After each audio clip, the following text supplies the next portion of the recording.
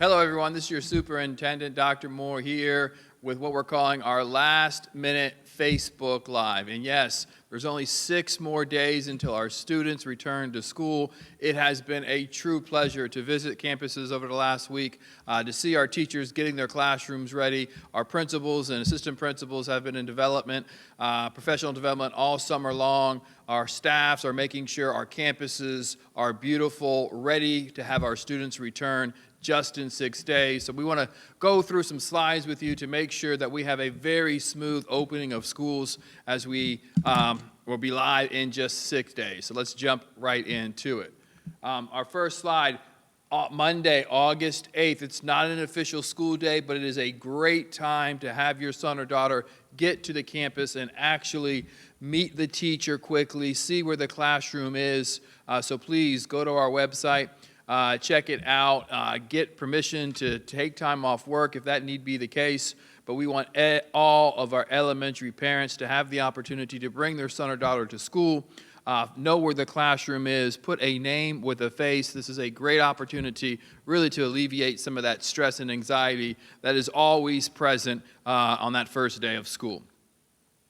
Also, start times and dismissals. There's a great deal of construction out there. We love the progress. We're not complaining about all the road construction because it does show progress. But I would encourage you to get up the exact same time, whether it be tomorrow or Monday or Tuesday, and make sure you know the route that you're going to take. There's going to be a lot of confusion that first week of school regarding going to a new campus for the first time, when to get in, when to get out, where to drop off. All that information is being pushed by our principals so you understand where it is that you should be.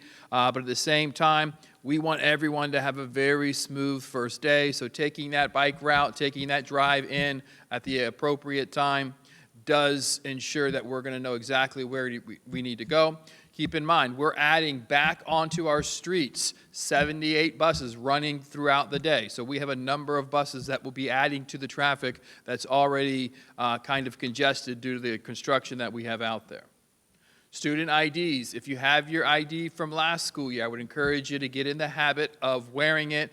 This is first and foremost a safety system that we have in place to ensure that every single student on our campus is in fact a student. They're in the right place, and we are putting protection at the forefront of what we're doing.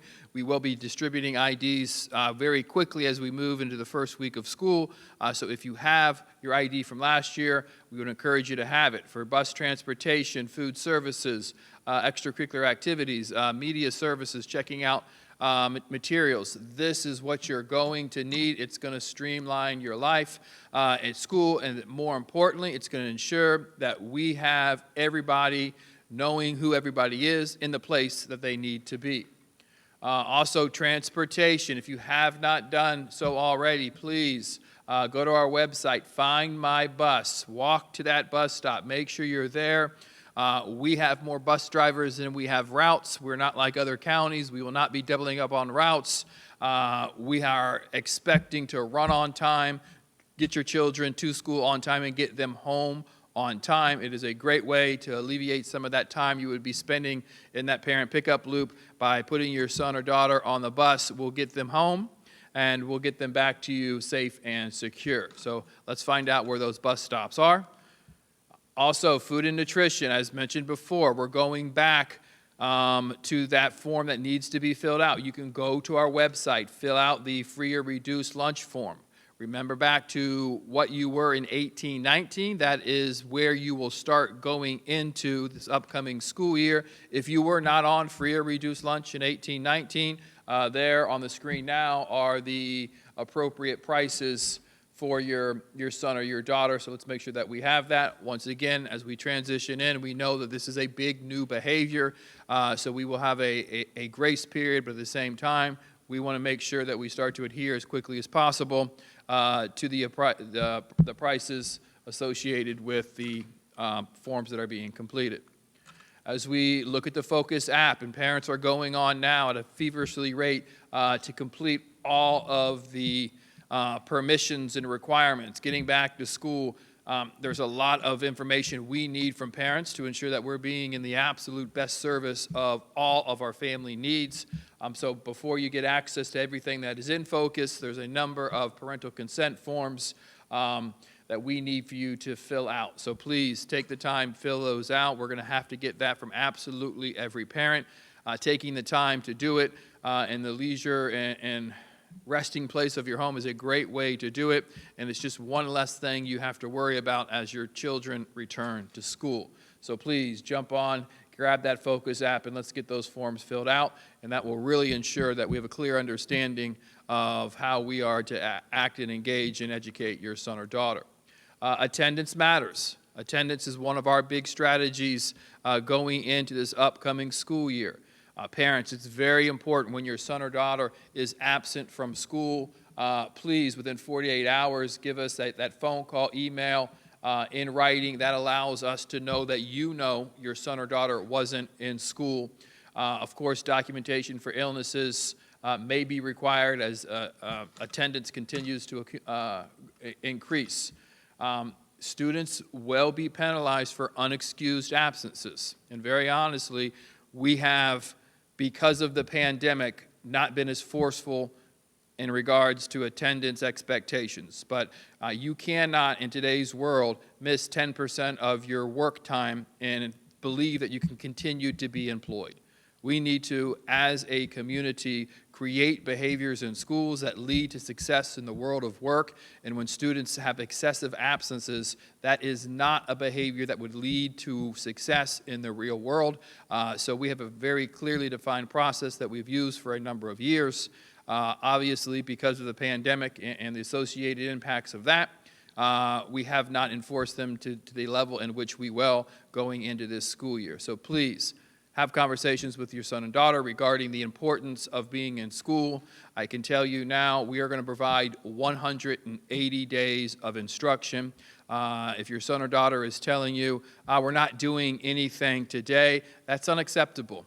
Email me directly, david.moore@Indian River Schools, if that is what you're hearing, because your son and daughter is entitled to 180 days of instruction that ensures they have everything from our school system, from our teachers, from our school community to prepare them for their future. We want to maximize each and every single day with them.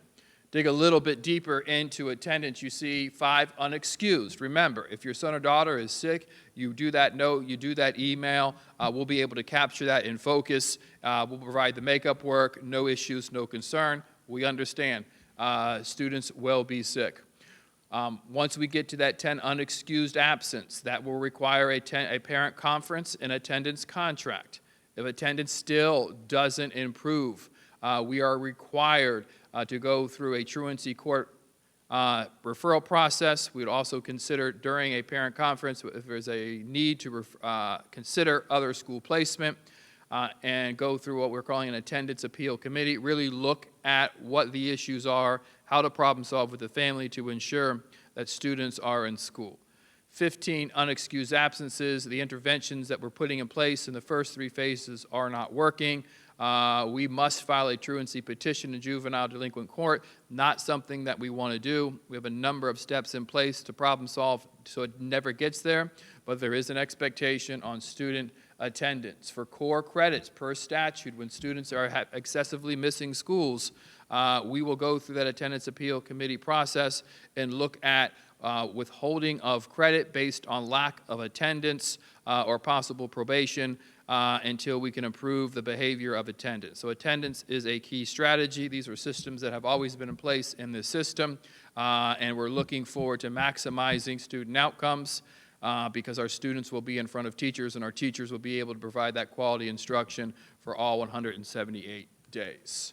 Also, code of conduct. I would encourage you as a family to sit and review the code of conduct.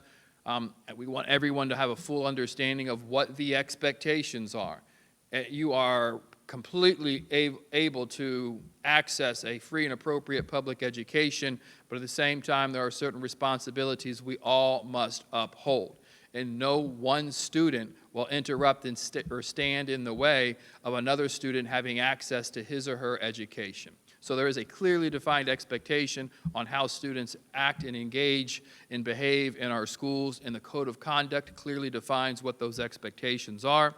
Also, in looking at cell phones, we understand that students have them. We have a policy that allows students to have them, but during instructional time, that is exactly what that time is for instruction. So it is put away. Using the devices to record or capture other students or faculty without their knowledge is not only a violation of the Code of Conduct, could lead to possible legal involvement. So have the phones during the day, fine. In classrooms, they are away.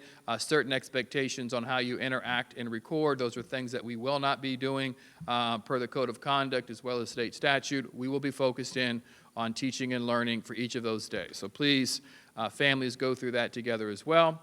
Just to take you a little bit deeper on our Code of Conduct, here is a short video. Welcome to a new school year. We are excited to share with you the updated Code of Student Conduct. In the Code of Student Conduct, you will find general information concerning the district's policies, practices, and procedures. The publication can be found on our website under the Students and Families tab. A multitude of resources can be found here. To locate the Code of Student Conduct, scroll down to Handbooks and click on Code of Conduct. This brings you to our Code of Conduct page where you can view and even download by clicking on the link. It is also available in Spanish, which you can view by clicking here. The handbook specifies the expectations for student behavior, behavior interventions, and any consequences for student misconduct. It also includes important information on school matters such as student success and interventions, attendance, dress code, campus technology policies, and bullying. This is a helpful resource for all of us, students, parents, and staff. Updates to the code are the result of working with important stakeholders, including principals, teachers, students, parents, and community members. Content was revised to improve readability and increase clarity. To increase functionality, hyperlinks were added to the table of contents and glossary terms. Clicking on a word or phrase will take you to our glossary. At the top, you'll find the definition to the term. A link back to the table of contents is at the bottom of each page. Another important update is the consolidation of the corrective interventions from 5 levels to 4. Now let's take another look at the Students and Families page. Here you will find support for accessing Focus, the student information portal. Direct links to log in, download the app to your phone, connect to your student account, or reset a forgotten password are here. Don't have a Parent Focus account yet? Videos are available in several languages to walk you through the process. A Parent Focus account enables you to access important forms for success, such as the Code of Student Conduct. Click here for steps to locate the forms. If you are unable to see the forms, check to make sure you are in the Parent portal. They are not available in your Student's Focus account. Once in the Focus Parent portal, you will notice that forms are listed in the menu on the left-hand side of the screen, or by clicking the menu icon on your mobile device. Forms that need to be reviewed will be identified as pending. Clicking the link will enable you to complete the form. Form that will always be available is the Bullying and Harassment Reporting Form, because the School District of Indian River County is committed to maintaining a safe and respectful learning environment to support the well-being of all students. But what exactly is bullying? One person or a group of people are targeting another individual because they can. It's about power and control that occurs repeatedly. Now, conflict is different. It occurs naturally as we interact with one another. It is a normal part of life. We will not always agree with other people about the things that we want, what we think, or what we want to do. Bullying, a repeated aggressive behavior, is taken seriously, and all reports are investigated promptly. Thank you for taking the time to learn about the updates to the Code of Student Conduct. By working together, this will be the best year yet.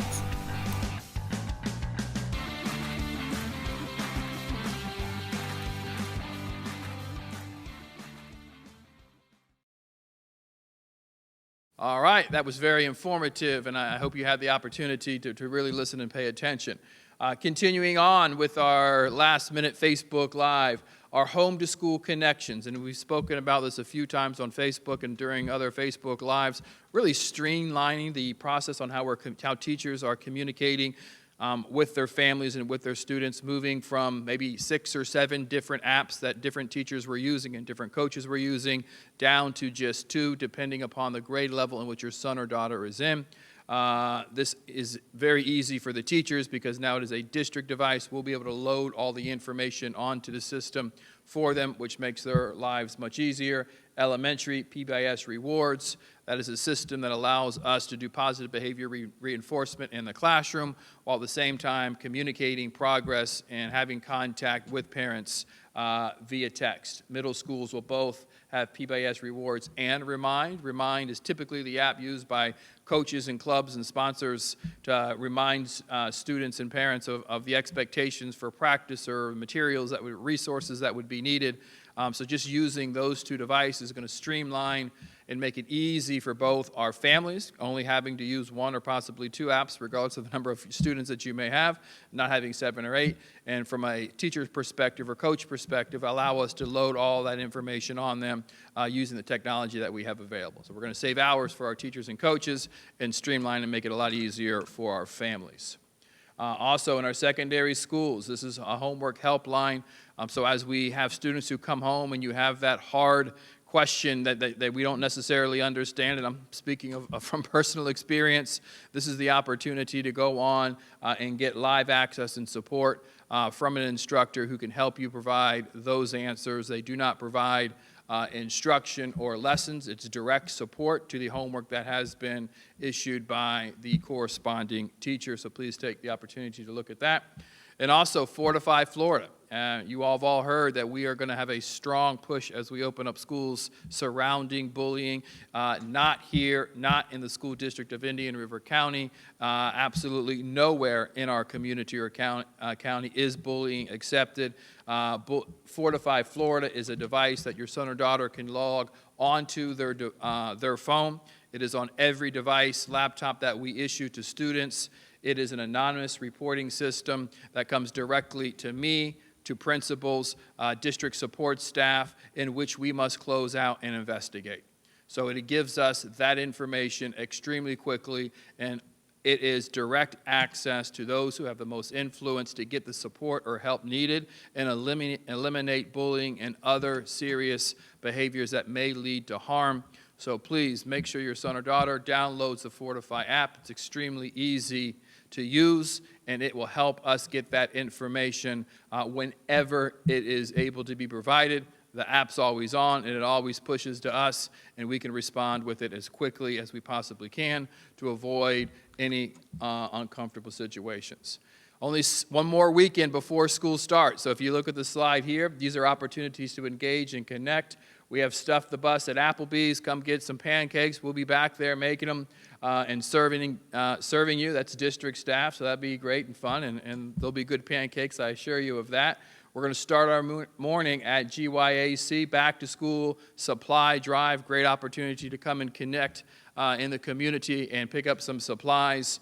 I'll be there in the morning as well. Later in the day, I'll be at the Play Ball event at the Jackie Robinson Complex. Once again, just a great opportunity to come out and have one little last bit of fun in that summer environment. So you need more information on that. It's going to be a great day of not only learning but exercising and really looking at the great things that are happening at that complex. So please check that out. Then on August 27th, a few weeks into the school year, we will be having our kickoff for our community complex center. Really looking forward to taking that space and making it something innovative and opening up for our entire community to have access to. So check that out. Come out and celebrate with us. We're also going to do a county-wide anti-bullying campaign on that day, right there where we as a community declare that bullying isn't something that happens while you're in our beautiful county. That are the updates for today. 6 days left. We are looking forward to having each and every single one of our students return. I can tell you there's been a great deal of preparation, hard work. Our teachers are excited to have students back in our classrooms. So much excitement as we get ready for this upcoming school year. the development, the training, the expectation for what we were able to accomplish. We have said it before and will continue to say it as a school system. In comparison to all other 67 school systems, we were the district who improved the most when you look at pre-pandemic to post. 16 state ranking improvement. Only one other district who is very small, Washington County, somewhere up there on the panhandle, matched that rate of improvement. So this district, these teachers, this community, these students are on the move. We're not going to have any of those disruptions or distractions this year, and we're so excited about continuing to move up in state rankings and be one of the top 10 districts in the state of Florida. That's not a pipe dream. That's not something that's way down the road. That's something we will accomplish moving into the next year. Thank you. Have a great day.